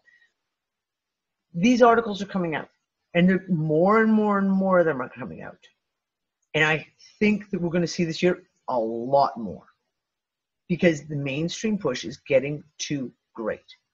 And I think it's become an exponential growth factor where like the ball starts rolling downhill and it just goes and it picks up speed as it goes. And I think that's what we're going to see now. Sooner or later, people will, well, I can't say it as an absolute. People will become face-to-face. I mean, and that's kind of the stuff that we keep hearing about, the fact of like, people are going to freak out when they learn the truth. Yeah. People are going to freak out when they learn the truth. But again, it's what we say was the process of grief and the process of anger and the process of all of that. We all went through it. We all came out the other side. So, yeah.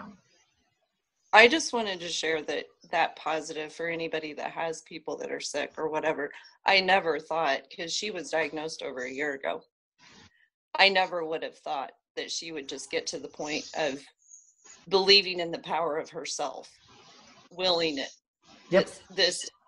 And I just wanted to share that because, it's dark sometimes and we get worried about people and we worry about ourselves. And I just thought, given the context of the conversation, that somebody might feel a positive hope for people that are sick or for themselves.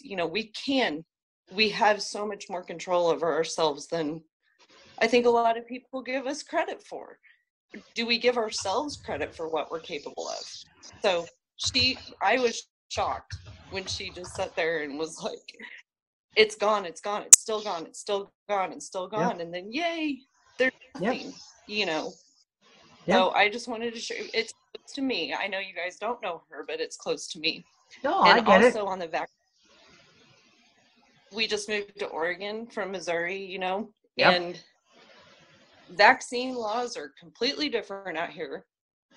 And I'm enrolling my boys in school. Ugh. They want to go to public school. I can't help it. It is what it is, darling. I know. I'm letting them, I talk to them, but I'm going through the whole process of opting out of vaccinations. And in Oregon, it's a much bigger process than in Missouri. Mm. But even here, compared to when I lived here 15 years ago, the schools were like, yeah, so many people are doing this now. It's just kind of a, hey, you got to watch this 60-minute video and sign a piece of paper. Like, they're even getting easier about it here. Yeah.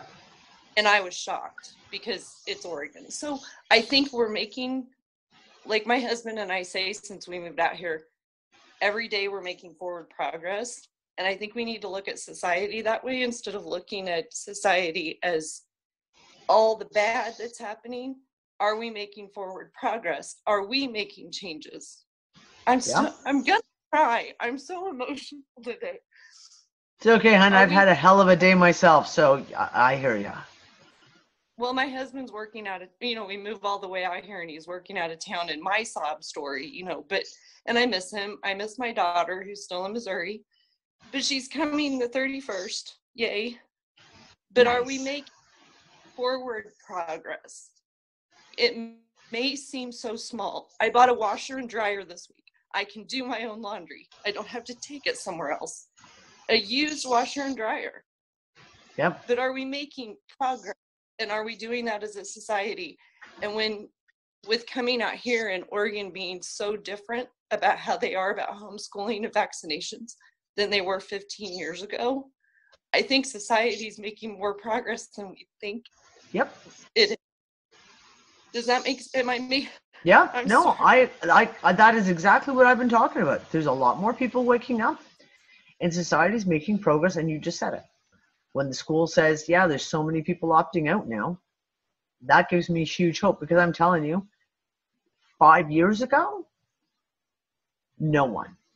Like, there was so few people who even remotely were actually hardcore questioning the vaccines in the public, the general public. But we're seeing it now. We're seeing people are waking up, and that's what I'm talking about. People are waking up because there's so much more information coming out. And I think that's why the distractions are being thrown in front of us more and more and more, because they're hoping to keep people away from what is coming out. I also have another question about the cold snap. Yeah. And electricity. So some of you may know, half of the United States basically was in like this deep freeze that they haven't been in. And we're out here now. Like my daughter she's still experiencing the stupid cold temperatures and ice storms and all of that. Well, out here, we're very mild. Like people are saying here in Oregon, it feels like spring. Uh-huh. And same in Our Alaska. Okay. Our electric bill was $600 for 1 month. And it's normally about $200. And all that we run is the dishwasher a couple of times a week. I just got my washer and dryer. My hot water heater is on propane. $600. I'd be telling them to come out and do a proper reading and force them to do a reassessment reading. Yes, but everybody here everybody just got their bills. My Facebook, my normal Facebook, is blowing up with people talking about their electric bill being so high here. Like, what happened? Why is my electric bill so high? So my question is, just like how gas prices go up no matter where, what, over there on the eastern side, it was stupid cold, and I'm sure their electric bills went up. But out here, there was no reason, but our electric bills still just skyrocketed. So are they, like, what's the word? Are they just making it Anybody else have Anyone like an else insane from the States? Any of you guys seeing this happening? Because, I mean, obviously I'm over here. And our people are billing goes losing their completely mind different. because it's so mild. We have no idea why it went so crazy. Everybody's like, and there's no, like, the electric company has to send you out the thing that they're increasing the rates or whatever. Nothing.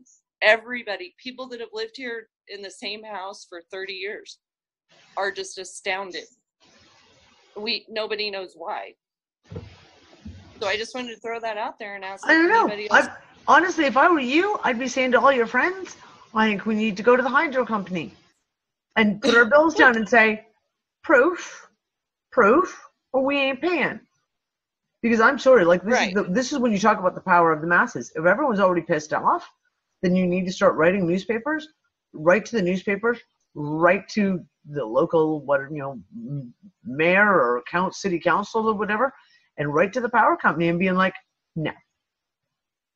Well, last year they stayed. It was much, much colder through the winter last year here.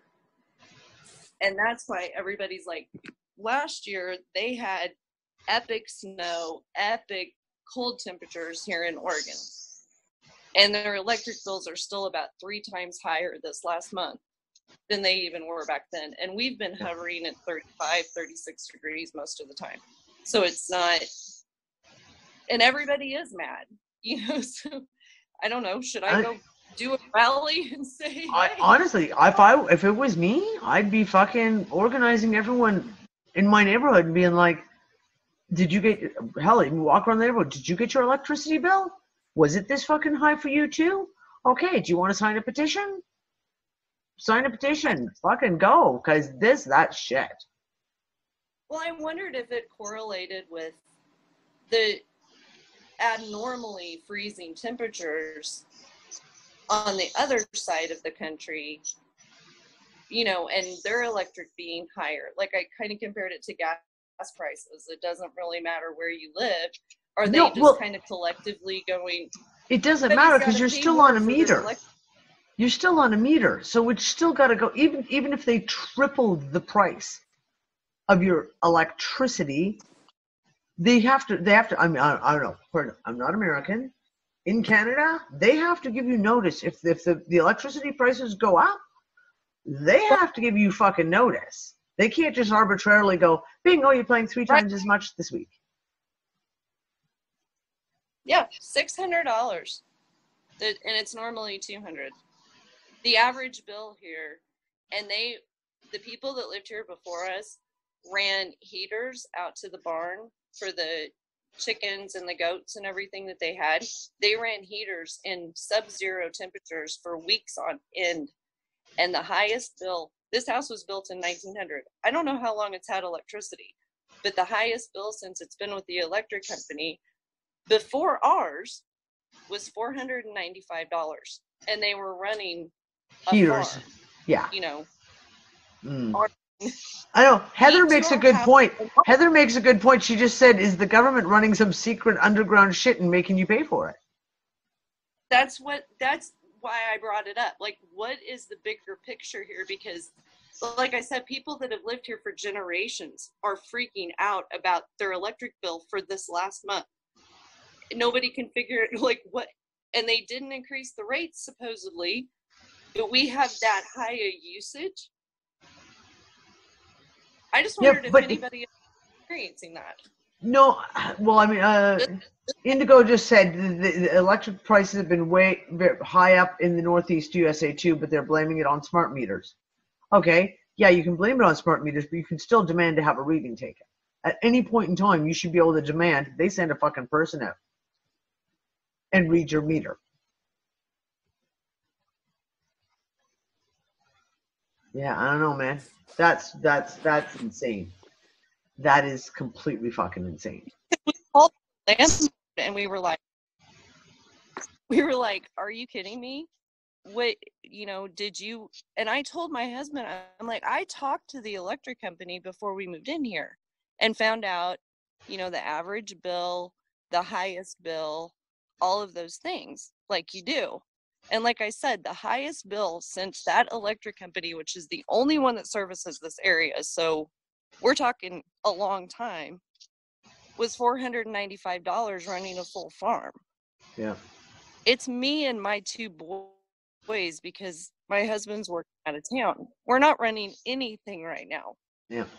And it was $600. Yeah. So he was freaking out. He's freaking out about his electric bill, and he said, I don't know what to tell you. And then we've got, neighbors all over. My husband grew up here, and we know them all. Everybody's freaking out. Like, what just happened? So get organized, maybe we chick. do need to go absolutely. And say, hey, okay. That's what they did. Ask Ann Callahan. It's what they did in Ireland like over the water bills. When the entire country stands up and says, yeah, we ain't paying your fucking water bill, guess what? They go away. But you got to organize people. I feel like I'm the new girl on the block, Well, then you subtly encourage your neighbors to get together and do it. My husband's from here. Technically,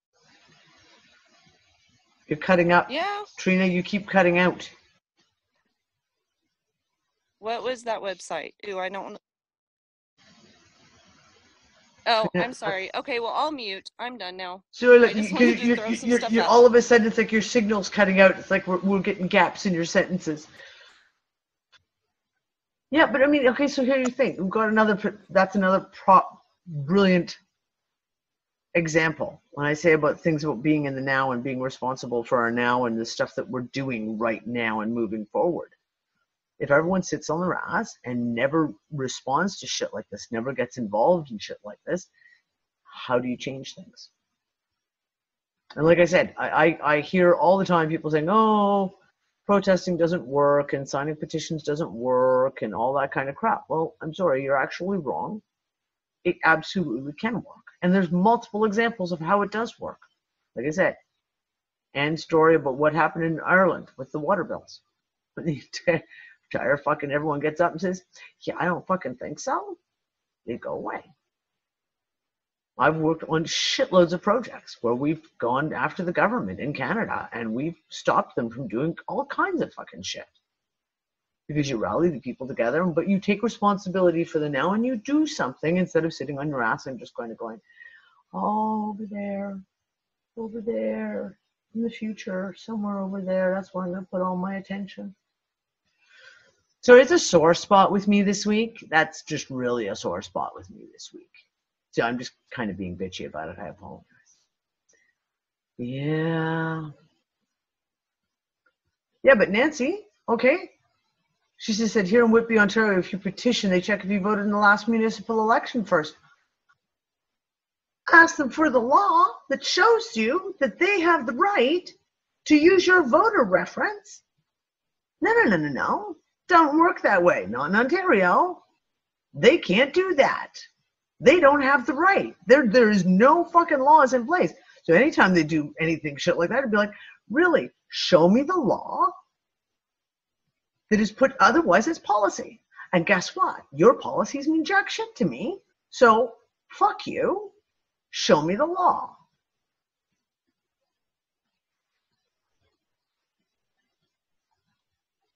This kind of stuff comes up all the time where like I'm continuously, they come up with these policies and all the time. Someone just came out with another new one. And again, it was Canada and I can't even remember what it was now. And they said, oh, well, I was told this. And I was like, it's against the law. Oh, it was childbirth thing. It was something to do with someone was having a baby and she was told if she didn't have the vitamin K shots and the heel prick test that they were going to call CPS. And I'm like, it's a hospital policy. It's not law. And your law, you as a citizen, you supersede hospital policy. So tell them to show you the law. Because they said, well, it's law. I'm like, it's not law. I can tell you this 100%. If there's one thing I know about it, it's childbirth law in Ontario. It's not law. On the Ontario Human Rights Commission guarantees that it's not law. So if I talked about this a little while ago, a couple of months ago, when I was saying that if we had people banded together. And whatever it is, whether it's like, for example, childbirth, because of course that's one of the ones that comes out really, really huge. And if people organize, you only need a small group of people that man telephones. That if you got a report from a hospital saying, I'm being told I have to do this, that it's the law, and you call the hotline number and they say, give me the name of your hospital and the head doctor and the head nurse, and we'll call them. And you call them up and go, it is against the law for you to say this to your patient. It is against the law. And if we started actually putting action groups in place like this, it is against the law for you to charge 3 times the normal electricity rate. It's against the law. It would take nothing. You could do small groups of people in every state and province. And you know what? They'd have to stop, because if you called a hospital or the electricity company or fucking name a municipality agency that's fucking people over, and you called them on it every single time they made a false statement, they would have to stop. Because sooner or later, you're going to piss off a lawyer.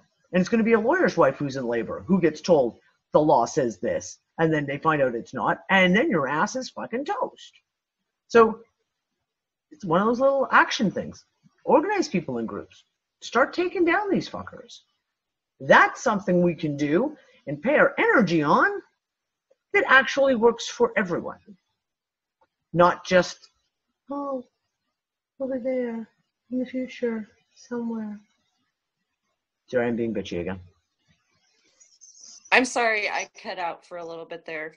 I just wanted to throw a couple of things out there, and I appreciate you guys for listening. I stepped outside to have a cigarette, and my internet kind of freaked out. So, yeah. The evil cigarette. Just blame the cigarette. This evil cigarettes. I also have another friend of mine who lives here in town. Her son is 18. He has a myriad of health issues, but he has seizures. It's documented, it's well known, and he popped 103-degree fever. So she took him up to the hospital, and they wouldn't even put him on fluids. They said that he just needed to go home, and that it was awful that he was at the hospital exposing healthy people to whatever virus he has. I shit you not. I'll screen share her post. I shit you not. Again, here's the point. You have an advocacy group. Who says to the hospital, yeah, fucking morons, what you just did was against the law. We're holding you fully accountable. Give me your name, rank, and serial number, so to speak, and we're going to report you. How do I start that, though? Like, do I just... I don't know, hon. This is a grassroots thing, and it's like I said, it's like if people were to go, whatever their interest is, like whether they're heavily involved in the anti-vaccine movement, or they're heavily involved in the, I don't know, taxation, or whatever it is, if people started grouping together and just forming small groups, it's just going to have to be grassroots. It's going to be one of those things where people just come together and start making the decision. Because if one group starts, you will see the pop-up groups, because that one group will have an impact. And when that group has an impact, it spreads through social media. Everyone knows. And someone else goes, oh, did you see what they did over here in this city? That's fucking great. We're going to do the same thing here. And that's how it spreads. And that's how 99% of the most successful grassroots movements do not come from pre-planning. They come from people just getting up and doing something, and other people come along and go, oh, that fucking worked. Awesome. We'll try that too. She did put it on, like I said, she put it on Facebook, and she made it public. Mm-hmm. And there were so many comments and, people saying, and this hospital, it's 3 of my 4 children were actually born at this hospital. It's been known to not be the best hospital, and we're in the middle of a valley. To go anywhere else, you got to go over mountains. It's a pain to get anywhere else.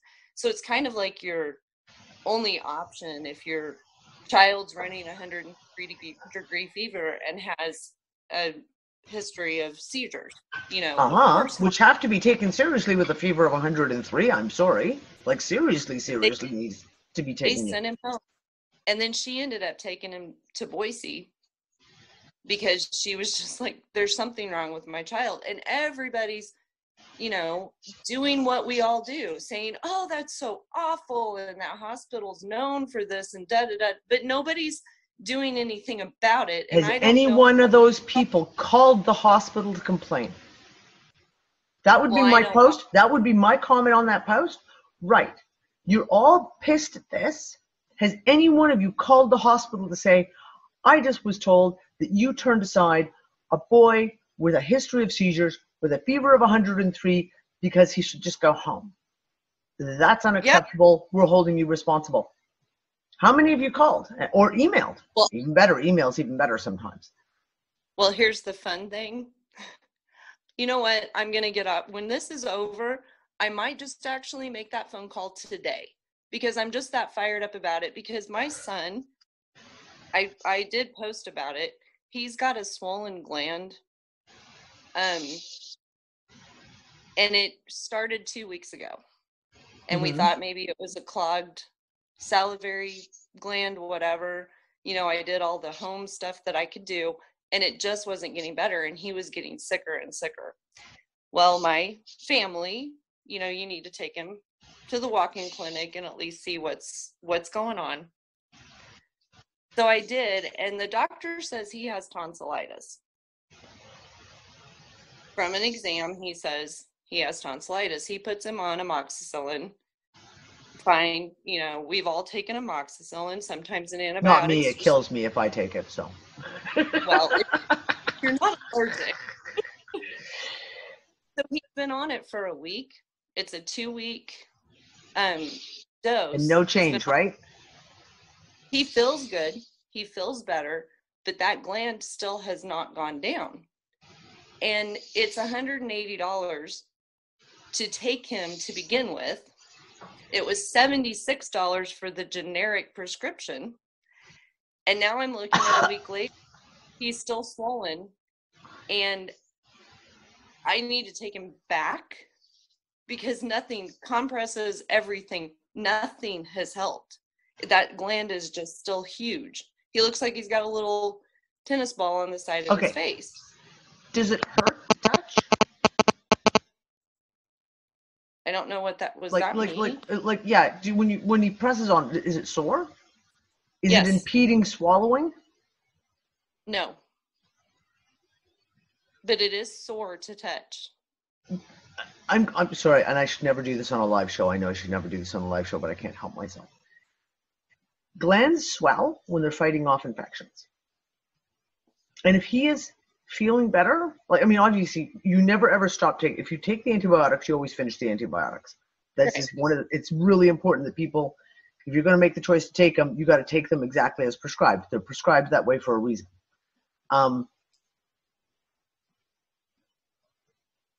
If it doesn't go away, if he doesn't relapse and actually develop other symptoms, he's probably just fighting off an infection. And if he's never had tonsillitis before, how old is he? 16. Yeah. If he's never had tonsillitis before, there's a very good chance it has nothing to do with tonsillitis. It's just he's got a random infection. Everyone has got, the infections right now are off the fucking charts. I mean, people have had, same thing. I've had, my one daughter has had massive swollen glands on and off for 2 friggin' months, to the point, like I said, when she puts her head in a certain way, it looks like she's got a golf ball in her throat. He doesn't even have to put his head a certain way. Yep. It's so swollen. But he does feel fine. You know, he got very, very ill over the weekend. Not this last weekend, but the weekend before. And I just kept, doing our stuff here. And I said, okay, fine. If it's not better, by midweek, then, and he just kept getting more ill and ill and ill. So then I take him up to the walk-in clinic and the doctor checks him out. They thought it was mumps, of course.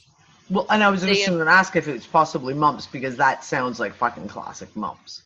But see, that's what I'm wondering.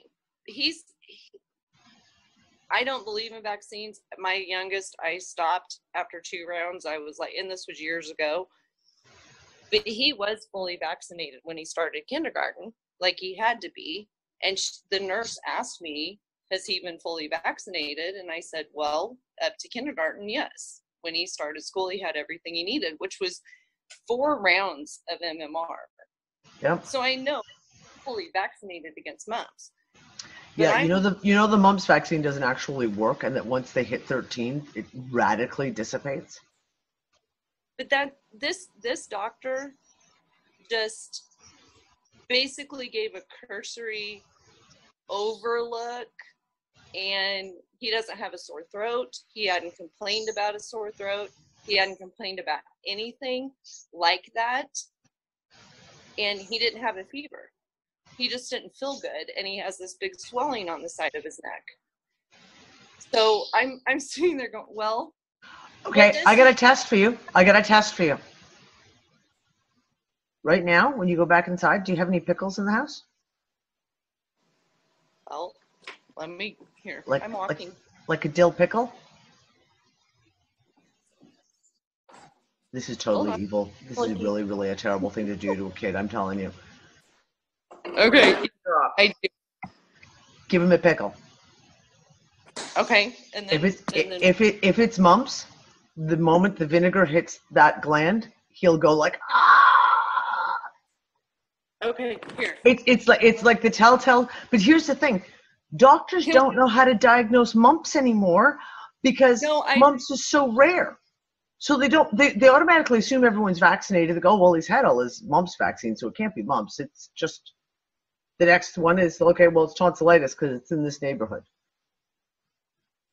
Okay, can we do this right now? Yeah, go ahead. I mean, I know you're doing the show. Hey, Ty, come here. I want to try something. Pickle. He's gaming. Okay, hold on.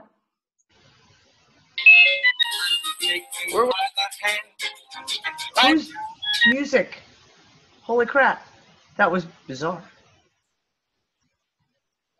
What? Take a bite of that. No.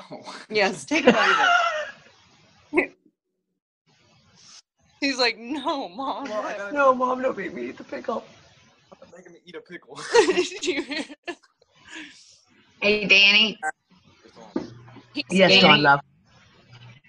Hey, I just want to throw this in there. You know, you were talking about QAnon and all that stuff, you know, and all these countries shooting up their own rockets lately, right? So what if they're playing all of us? They're all getting ready for something big, and, you know, maybe some of them are going to be floating above the earth for a little while, or, you know, like, I just feel like we're being led down a path here that's just, I think they're all getting organized. And when you see these rockets going up from every country, isn't that like your cue?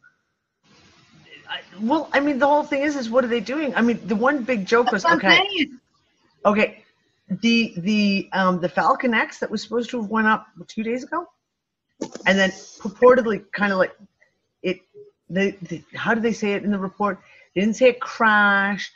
They basically said it was lost. Like whatever the payload was, which was supposedly billions of dollars. Yeah, but you got to listen to the words that came from the test from Elon Musk, and it was, our rocket did exactly what it was supposed to do. That was exactly what he said. The rocket did exactly what it was supposed to do. Now, everyone took that as an excuse, as in to say that he's saying, oh, it wasn't our fault. It wasn't our fault. Our rocket was fine. It was your payload that screwed up. Or was it that he's saying his rocket did exactly what it was supposed to do? I.e., whatever they put up there, wherever they put it up there, or whatever they were firing it at, because we don't even know if there was a secret payload. What if they were just going up to take testing, sending their rockets up? Because that's my big question right now is, why are they sending all these rockets up? Why does it feel like they're testing something? And I don't mean testing like a new weapon satellite or testing a new death ray in space. I mean like testing something as in, can we get the fuck out of here? What are they testing? What are they I just testing? I have a bad feeling about all that. I don't know. I don't feel, something didn't sit right with me. As I said at the beginning, Dawn, we can't do jack shit about it, so I'm not worried about it. I mean, I always dig through the news, and I always got, my brain goes on those little rabbit holes of like, well, what are they actually doing? Just because curiosity will probably kill me along with the cat. But I'm not, it comes out of that whole thing. I can't get worried about it. I'm not going to get upset about it. I'm not going to worry about it because I can't fucking do anything about it. So I'm curious. I want to know what they're doing because I don't think it's anything military. I don't think it's fucking anything military fucking at all, because I know all these fucking guys are working together. North Korea is working with Trump, is working with Israel, is working with Russia, is working with China. They're all in the same fucking big boy club. They all wear matching underwear. And so whatever it is that they're doing, I think it's whatever they're trying to make the public think they're doing. It's probably 180 degrees the opposite direction of that. Because they're trying to go war, war, war, war, war. We all know it's a crock of shit because they're not going to start up a war with fucking North Korea because they fucking can't. So if they keep talking about that and they'll talk about all these rockets are going off, then it's not for war. I guarantee it. Trootin' and pump. Trootin' and pump. Nice, you horse. That's perfect. Exactly. Danny. Yes? He ate the pickle. He ate the pickle and it didn't affect him at all. He just Okay. said it was good. Okay, well, then you know what? Then it's probably not mumps, or he's over the worst of the infection. Like if it was, it could have been on the weekend was when it was at its worst, and now it's like the worst of it's over now. But honestly, That was totally worth it though, just to watch him be like, "Mom, why are you forcing me to eat a pickle?"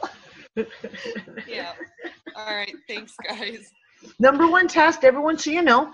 Number one test for mumps. If you're ever curious, if you think your kid's got mumps, give them a dill pickle. If they scream, they've got mumps. It's like the Die Hard test. That's one of the reasons why I do not eat dill pickles to this day. Because my mom did that test on me when I had mumps.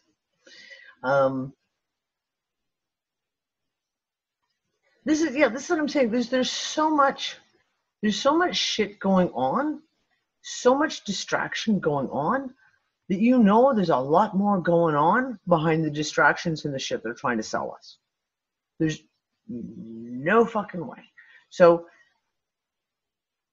I'm more curious, like I said, when it comes to those rockets being fired off, I am way more curious about the fact of what it is that they're trying to do, as in really actually trying to do. Because I don't think they're doing jack fucking shit, militarized type shit. I think they're testing something. They're testing a theory. They're trying to check something out. I don't know. We'll see. We'll see. Anyways, guys, we're actually over time. We're 10 minutes over. Woohoo.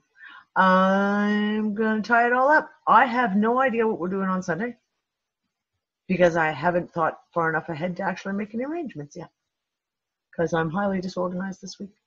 But we'll have a show on Sunday, one way or the other. We'll figure it out as we go along. Maybe I'll just do tap dancing and shit, and we can all have like a talent show, and everyone can take a turn. Anyways, Hey, Danny. Yes, sweetie. Danny, are we still recording? Oh, wait till Yes, after. we're still recording. We're still recording. Okay. Okay, just wait a second. So that's it, guys. Signing off, and sorry I was grumpy. I get a little grumpy sometimes. I had a shitty fucking day. I hate computers. Just saying. Fucking hate computers. Yeah, but we'll see you on Sunday. Same bad time, same bad channel. Bye, guys. That's one small step for